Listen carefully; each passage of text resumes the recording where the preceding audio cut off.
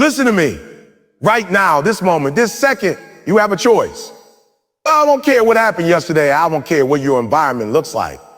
I don't care what your bank account says, what the people around you said, or even what your mind is trying to convince you of. You have choice. You can keep playing victim to your situation, or you can rise up and take control. See, life don't wait.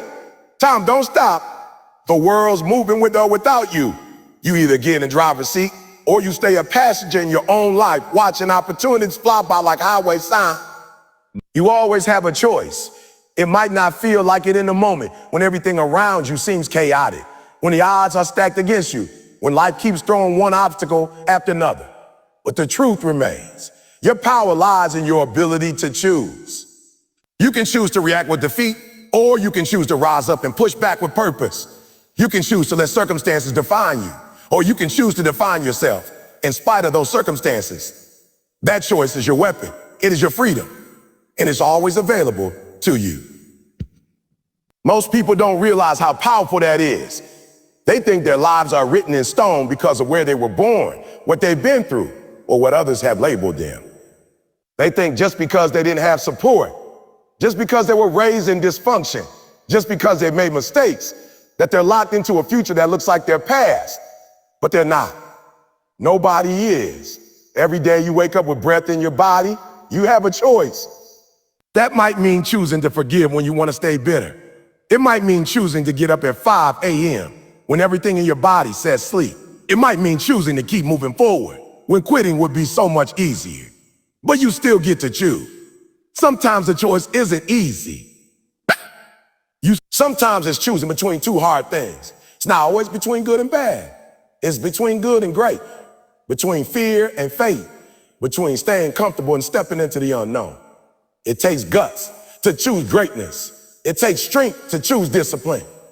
But once you realize you have that choice, that you're not powerless, that nobody else gets to dictate who you become, something shifts inside you. You stop waiting for the perfect conditions. You stop waiting for someone else to believe in you. You stop waiting for a sign. You become the sign. You become the sign. You realize that your next level doesn't require permission. It requires a decision. The problem is, we've been conditioned to hand over our power. We let fear choose for us. We let trauma choose for us. We let other people's opinions choose for us. But your life can't be on autopilot if you're trying to be exceptional. You don't get to coast through life and then complain about where you ended up. If you want something different, you have to choose different every single day. That's the difference between those who live with regret and those who live with results. The difference isn't luck. It's choice. And choice isn't just about what you do once. It's about what you do consistently. Choosing to be locked in, choosing to show up, choosing to believe in yourself even when the evidence says otherwise, choosing to speak life over your goals when no one else sees them, choosing to build when it's slow, choosing to trust the process when you're tired, choosing to say no to shortcuts because you value legacy over convenience. These small daily choices are what separate the ordinary from the extraordinary. The world doesn't need another person drifting, complaining, existing. It needs people who are intentional. People who understand that every choice is a brick, and every brick is a step in building something bigger than themselves. Even your mindset is a choice. Whether you look at failure as the end or the beginning, that's your choice. Whether you see rejection as a redirection or a defeat, that's your choice. Whether you take the pain of your past and turn it into power or let it break you, that's your choice. Life isn't about what happens to you. It's about what you do with what happens to you. And every time you feel like you're stuck, it's usually because you've forgotten that you still have a choice. It might not change your entire life overnight, but it will shift your direction. And direction is what determines destiny. Once you understand that your life is the result of your choices, you'll stop giving that power away so easily. You'll start being more protective of your thoughts, your time, your energy. You'll stop tolerating things that don't align with your vision.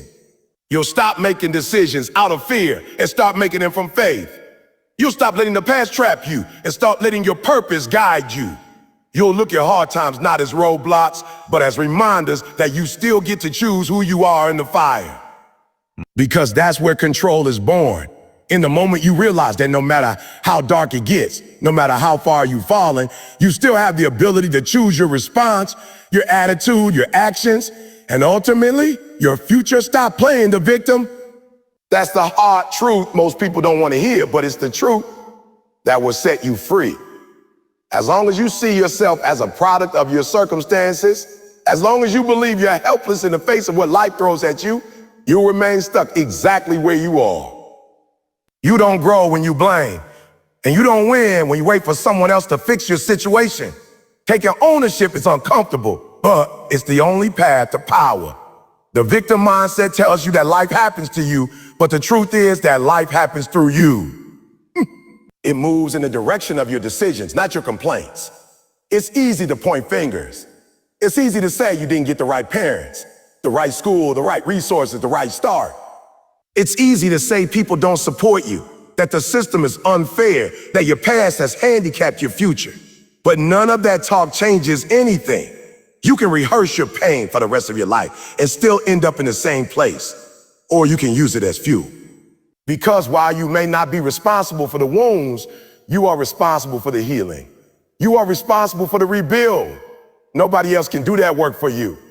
Victimhood loves sympathy, but it starves transformation. As long as you're addicted to feeling sorry for yourself, you won't have the strength to rise.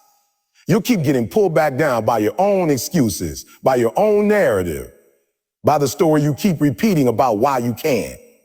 But what if you flip that story? What if instead of repeating the reasons you've been broken, you started declaring the reasons you're unbreakable? What if you started seeing yourself not as a survivor, but as a fighter? What if you started believing that even if life tried to crush you, it couldn't stop what's inside you? See, taking control starts with taking responsibility. Not just for your wins, but for your mistakes. Not just for the moments that went right, but for the ones that went wrong. That doesn't mean everything was your fault, but it means everything is now your responsibility. You have to be the one to change it, the one to stop repeating the cycles, the one to shift the mindset, the one to make the uncomfortable decisions. Nobody else can walk your road for you. You can either use your pain as a prison or as a platform. You can either let it keep you locked down or let it launch you into your next level. There's power in saying, it's on me. It puts you back in the driver's seat. It forces you to ask better questions. Instead of a why is this happening to me? You start asking, what can I learn from this? Instead of a who hurt me, you start asking, what do I need to do to heal and grow? Instead of focusing on the problem, you start focusing on the solution. And once your mind shifts, your life starts shifting. You start walking differently, talking differently, acting like somebody who isn't waiting on the world to change, because you know that change starts with you. The victim stays stuck in the past. The leader creates a new future. And every day you get to decide which one you're going to be. Are you going to keep telling the story of who failed you? Or are you going to write the story of how you fought back? Are you going to let your trauma own you? Or are you going to rise from it with more fire, more clarity, and more purpose than ever before? Your background might explain you, but it doesn't define you. What defines you is how you respond, how you rebuild, how you rise when everything says you should. That's not the mindset of a victim. That's the mindset of a warrior, a builder, a person who doesn't need perfect circumstances to do something powerful with their life.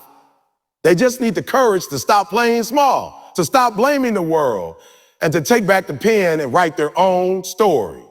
Every time you choose growth over excuses, you are reclaiming your identity.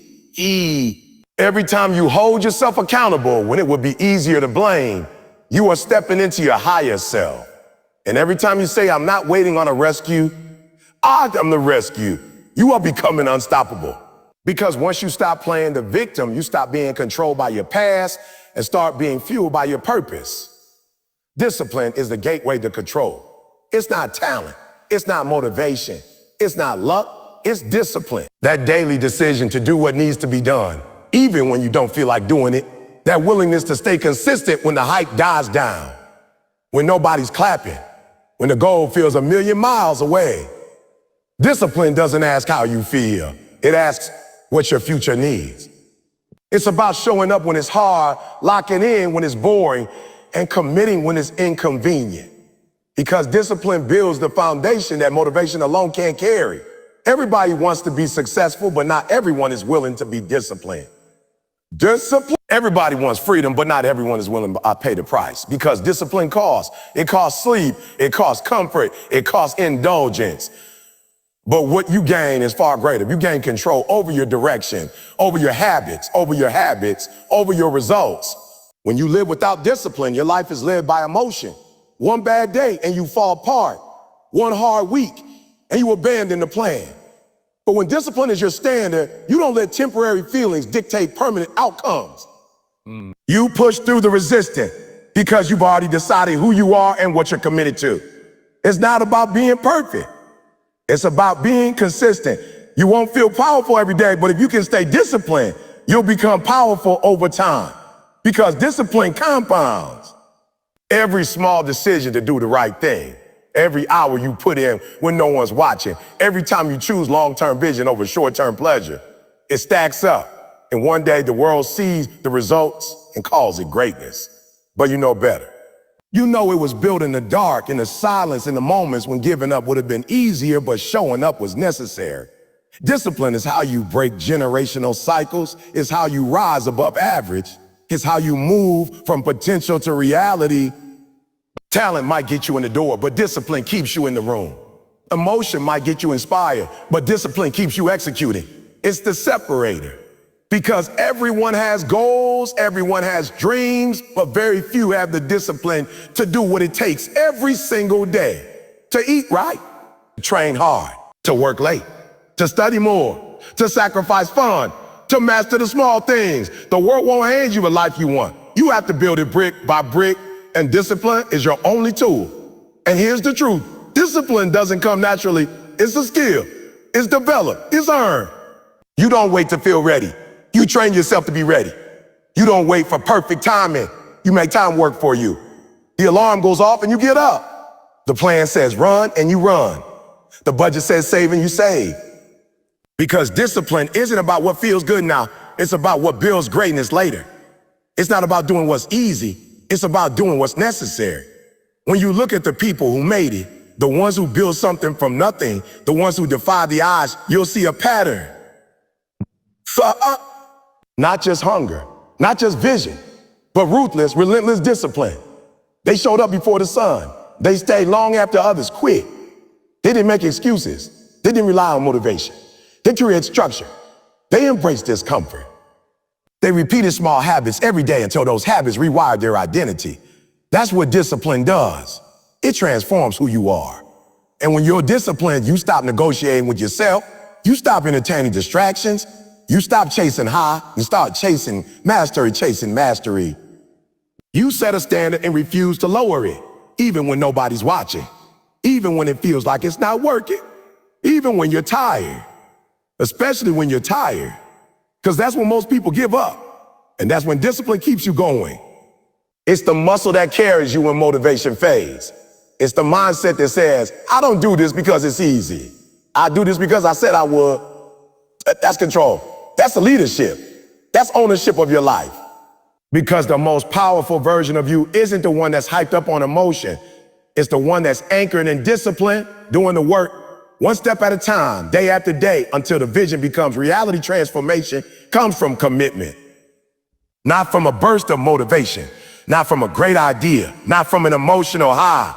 After watching a powerful video, listening to an inspiring talk. Real transformation is born the moment you make a decision and lock into it with everything you've got. It's when you say, I don't care how hard this gets, I'm in. It's when you stop treating your goals like options and start treating them like obligation.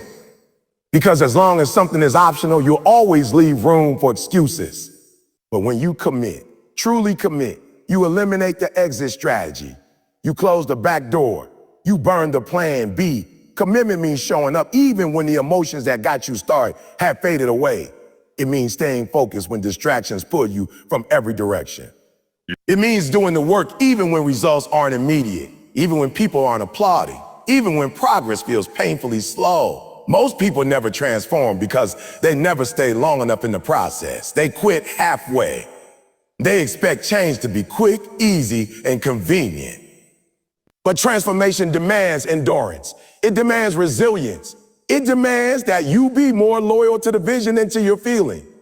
When you're committed, you're not looking for reasons to stop. You're looking for ways to keep going. You're not checking to see how much longer it's going to take. You're already prepared to go the distance. Commitment shifts your mindset from if it works to a when it works. And that shift changes everything. You stop trying and you stop becoming. You stop becoming. You stop reacting to life and you start creating your life. You take responsibility for every inch of your growth, every piece of the process. You become the kind of person who doesn't just hope things will change, you make sure they do. There's a big difference between being interested and being committed. Interested people work when it's convenient. Committed people work no matter what. Interested people start with hype. Committed people finish with heart. Interest fades, commitment lasts. So because commitment isn't based on how you feel, it's based on who you've decided to become. And when you commit at that level, when you attach your identity to the process, quitting is no longer a part of your vocabulary. You don't ask yourself whether or not you're gonna keep going. You just go. You just grind. You just get it done. Transformation is hard. It breaks you down before it builds you up. It requires sacrifice. You have to let go of comfort, let go of laziness, let go of the version of you that settles for less. You have to kill excuses at the root. You have to say no to things you used to say yes to. You have to say yes to things that scare you, stretch you, and challenge every weak part of you. But in that stretching, in that fire, that's where change begins. That's where new strength is born. That's where the old you starts to die and the new you starts to rise. And the crazy thing is, commitment isn't even about the big dramatic moments. It's about the small ones. It's about what you do when no one's watching. It's about the decisions you make in silence. It's about saying no to that snooze button, saying yes to that last rep, sticking to your diet when temptation hit, choosing to work when your friends are partying. Those little choices are where transformation happens. Not in front of the crowd, but in the trenches, in the grind, in the mundane. And when you stay committed to those small things, they grow into massive results. You don't rise by accident. You rise by design. And design comes from discipline, direction, and above all, commitment. You have to want it bad enough that you're willing to endure the pain of the process. Because commitment means sacrifice now for greatness later. It means investing when the return isn't guaranteed. It means trusting the work will pay off even when the scoreboard doesn't reflect it yet. That's the test most people fail. They stop too soon. They walk away too early. But when you're truly committed, you're prepared to be the last one standing. You're not counting the hours. You're counting the progress. You're not chasing comfort. You're chasing purpose. And that level of commitment will turn average into excellence, potential into power, dreams into destiny. Pain is a part of power. It's not something to be feared, avoided, or numb. It's something to be embraced, something to be understood, something to be used. Pain is the fire that forges growth. It's the pressure that creates diamonds, the storm that strengthens your roots. Everyone wants success, but not everyone wants to suffer. Everyone wants to win, but not everyone wants to walk through the valley that leads to the peak. The truth is, there's no elevation without endurance. There's no greatness without sacrifice. There is no breakthrough without some kind of breakdown. If you want the reward, you've got to be willing to go through the process that refines you. Pain is the test. It asks one simple question: how bad do you want it? Not just when it's easy, but when it's brutal. Not just when everything's going your way, but when nothing seems to be working. It's in those moments of pressure that your character is revealed. It's in the discomfort, the uncertainty, the rejection, the loneliness, where you find out who you really are. Because anyone can be disciplined when it's convenient. Anyone can be consistent when it feels good. But when you're hurting, when you're doubting, when your back is against the wall, do you keep pushing or do you fold? That's where the gap is created between those who wish and those who win. Most people run from pain. They avoid it, escape it, distract themselves from it. But pain always finds a way to return if you don't face it. You can't heal what you won't confront. You can't rise if you keep running. Pain will either shape you or break you. It all depends on your perspective. You can look at it as punishment, or you can look at it as preparation. You can let it crush you, or you can let it carve you into something stronger. That's the choice. Because pain is not personal, it's universal. Everyone feels it. The ones who rise are the ones who find purpose in it. Your power comes from what you survive, from what you've overcome, from what you've endured. The strength you build in the fire is the strength that sustains you in the fight. And no, it's not fair. Life hits hard sometimes. Ooh. You didn't ask for the pain. You didn't deserve the trauma. You didn't sign up for the betrayal, the heartbreak, the loss. But you have to choose whether that pain becomes the end of your story or the fuel that drives your comeback. That choice gives you your power back. That choice is where resilience is born. There's a version of you on the other side of pain that you haven't met yet. A version that's sharper, wiser, bolder. But you won't become that person by avoiding the work. You won't meet them by quitting early. You won't discover that next level of strength by staying comfortable. You have to go through it. You have to sit with it. You have to let it stretch you, mold you, sharpen you. That's where transformation begins. Not when you're avoiding pain, but when you're working through it with a vision and a purpose in mind. Pain has a way of introducing you to your limits and then pushing you past them. It shows you that you're capable more than you thought. It reminds you that your emotions aren't always your truth. Just because something hurts doesn't mean it's breaking you. Sometimes it's building something deeper than motivation, something called grit. And grit is what will carry you when nothing else is working. It's the internal toughness that's I'm still standing. Even after life tries to knock you out, you've got to stop seeing pain as a setback and start seeing it as a setup. The pain of discipline, the pain of sacrifice, the pain of letting go, the pain of being misunderstood. All of it is temporary, but the strength it produces is permanent. And every time you push through it, you become more unshakable. You begin to trust your ability to handle pressure. You start to see discomfort not as a threat, but as a training ground. Pain becomes less about punishment and more about positioning you for the next level, the higher calling, the greater purpose. And once you learn how to channel that pain into your process, you become unstoppable. You start using it as fuel to prove to yourself that you were built for this, that you were born for more, that what was meant to break you only built you. And with every painful experience, every setback, every delay, you start to feel a new kind of power growing in you. Not just physical or emotional, but spiritual, rooted, grounded power that comes from knowing that if you could survive that, you can survive anything. You are the answer you're waiting for.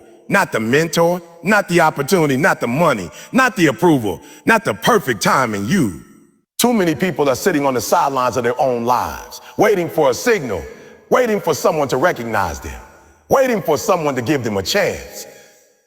But the truth is, nobody is going to hand you your purpose. Nobody is going to deliver your greatness to your front door. It doesn't work like that. You've got to wake up and realize that everything you need is already inside you. You just haven't activated it yet.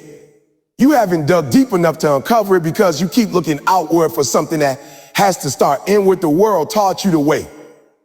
It taught you to be patient. It taught you to hope someone would pick you. But you were never meant to be picked. You were meant to choose yourself. You were meant to stand up and say, I'm not waiting anymore. I'm not looking for the green light. I am the green light. That kind of decision changes everything. Here's when you finally decide to take ownership. When you stop blaming the outside and start building from the inside, you tap into a level of power that no one can take from you. You stop playing small. You stop second guessing. You stop asking for permission to live the life you were born to live. You don't need someone to come fix you. You're not broken. You're buried. Buried under doubt, under fear, under all the voices that told you you're not enough. But deep down under all of that, your greatness is still alive.